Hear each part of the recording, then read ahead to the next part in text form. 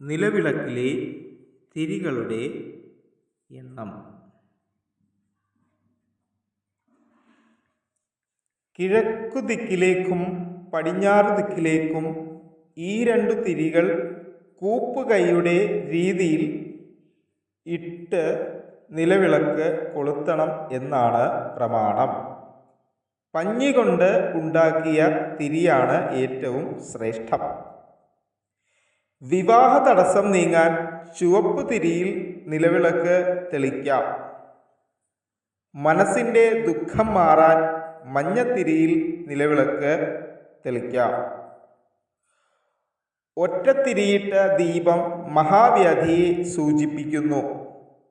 രണ്ടു തിരിയിട്ട ദീപം ധനലാഭം സൂചിപ്പിക്കുന്നു. 3 തിരികളും 4 തിരികളും ഇടരുത്. അത് ദാരിദ്ര്യത്തിന് കാരണമാകുന്നു എന്നാണ് വിശ്വാസം. 5 തിരിയിട്ട ദീപം ദുരിതങ്ങളൊഴിഞ്ഞ് ഐശ്വര്യത്തെ സൂചിപ്പിക്കുന്നു.